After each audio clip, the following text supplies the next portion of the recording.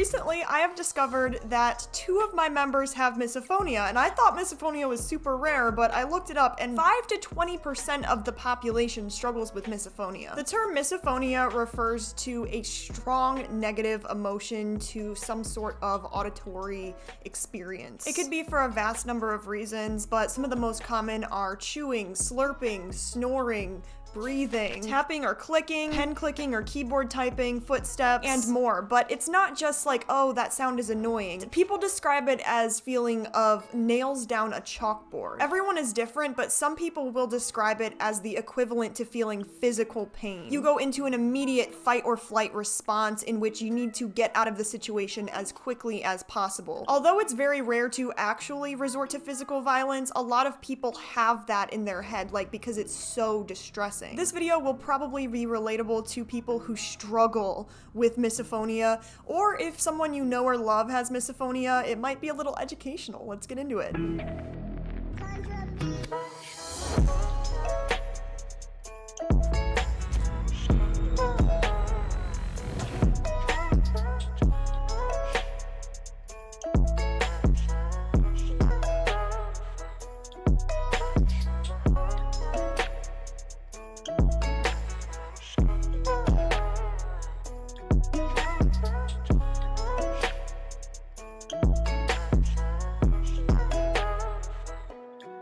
Okay, loud breathing was my most recent one because all of my misophonia triggers have been around since I was before I can remember. But the breathing one is such an unfortunate one because, you know, if you have a very understanding loved one or family member, they might chew in a different way that's not as bothersome, but you can't ask someone to stop breathing.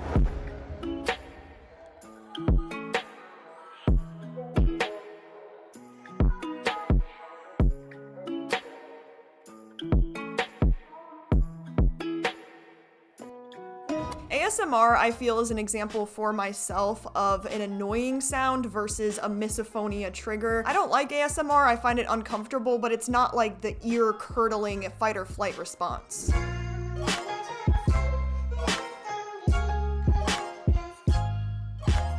Noise-canceling headphones, literally, sometimes I even forget I have misophonia because I'm able to just put my headphones on. If you have misophonia, chances are you have a lot of earplugs and or noise-canceling headphones on hand. One of my triggers is a TV sound in the background, and I haven't read too much about this, so I don't know how common it is I will put my earplugs in and then put my headphones on with full blast volume of rain sounds because that will completely drown it out. Having a family who is understanding of you putting on headphones while you eat is honestly a blessing because a lot of people have a lack of understanding of it. When I explained to one of my family members that it literally sounds like nails on a chalkboard constantly when I have a trigger, that kind of helped them to understand because they were like, oh my god, I would hate to experience that. There are noises that I can't filter out no matter what. And it causes me genuine distress and like the same response I'd have to physical pain when I hear them. It's like the pitch of the sound hurts my ears and causes me to get nauseous. I really appreciate the way that this person is explaining misophonia because it's literally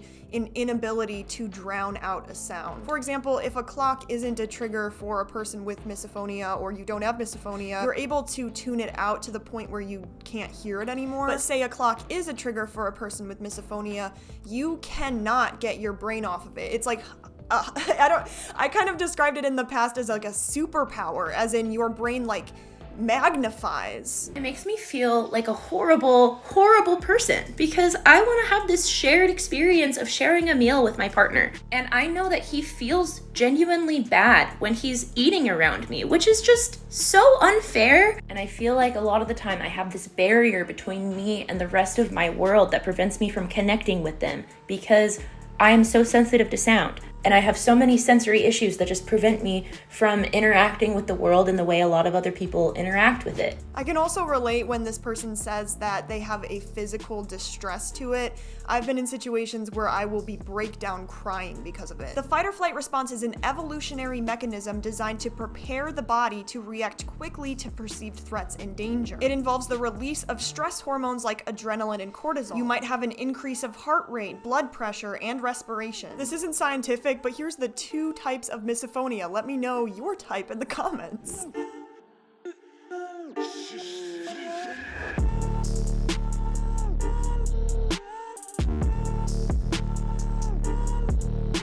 Okay, actually, I don't have a type. It depends on the person and how comfortable I am with them, but typically I'm the type who will just shut down because in the past, like, people have not been very understanding of my misophonia, and when I actually found out it was a thing, I was so happy because I'm like, I am not crazy. However, if I am triggered by misophonia and I am in that shutdown mode, I definitely, and I'm sure this isn't uncommon, will become very irritable. People literally ask like, hey, what's wrong? Are you okay? And I'm like, I can't ask you to stop breathing. So no, everything is fine. You have misophonia, and your wife likes eating crunchy foods. Stop chewing. It's midnight. Why are you pouring yourself? I got the midnight munchies, and then I just thought if I stayed away from you, I could chew it. Peace. I can hear you chewing from like 3 rooms away. Over there. But I'm like in the kitchen area, so I'm in the area where food is supposed to be. Hey, Abby, I'll give it back, but you have to give me 30 seconds to run away before you start eating it.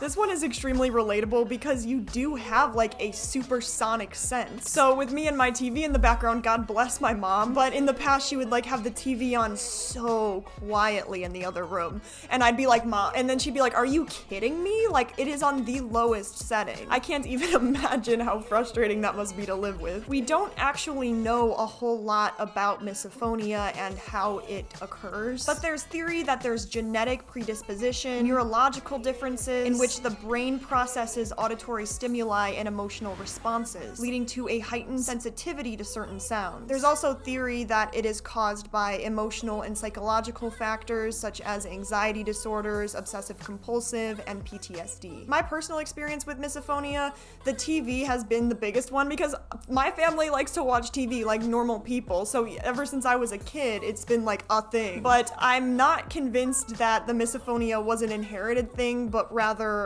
when I was a baby, a certain caregiver would just put me in front of the TV often, even if I was in need of something. So maybe my brain learned that that means danger, but at the same time, that doesn't explain, like, the clock. I can't stand ticking clocks, and also certain breathing, but it has to be loud. And I know a lot of people are like, how do you know what's loud and not loud breathing? We know. But if you have misophonia, I'd be curious. You don't have to share personal details if you don't want to, but do you have anything that you can directly tie to it?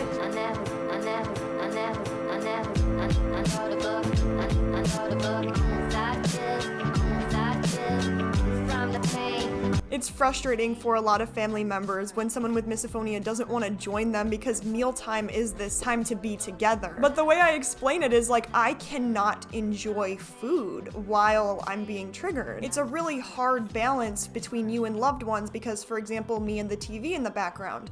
My family members shouldn't not be allowed to listen to TV, right? But also, if the person with misophonia is experiencing such distress, that should be something that is listened to, right? Loved ones can help by educating themselves and being mindful of sounds that trigger the person's misophonia to try to minimize exposure to those triggers when possible. Depending on your boundaries and that person, you might be able to come up with kind of a schedule that works for both of you. Listen to their concerns without judgment and offer validation and support. Even with my sister, she's lived with me since we were kids, so she knows the struggle. She did research on it and was like sending me articles about it, and it really warmed my heart because it tells you that this person cares and wants to understand. If you can't stop a noise from happening, offering reassurance, validation, and comfort when they are in distress is very helpful. Unfortunately, almost everyone with misophonia has experienced someone who doesn't understand, and it can be heartbreaking because it makes you feel so alone and isolated. So just saying like, I understand this is really hard for you means a world of a difference. Cheese. So I don't know if this child actually has misophonia. However, I will say for a lot of people with misophonia, it stems in your childhood. Some people may experience it in their childhood, others teenage years, and others won't until their later adult life. Studies suggest that misophonia involves atypical processing of auditory stimuli in various regions of the brain, including the auditory cortex, limbic system, and prefrontal cortex. This means that while you and I are hearing the same thing, the way that it's being processed is very different. I don't know that misophonia can be completely cured. Let me know if anyone has experienced this or have just grown out of it. If you have misophonia, I would definitely like to hear from you because it makes you feel so much less alone to know you're not the only person struggling with this. I will be making more videos like this in the future because more people than I thought struggle with misophonia. So yeah, make sure to give this video a thumbs up, subscribe, turn the bell on if you're feeling risky, and comment below. Thank you so much, it helps with the algorithm. And may you not have that many misophonia triggers in your near future. Peace out.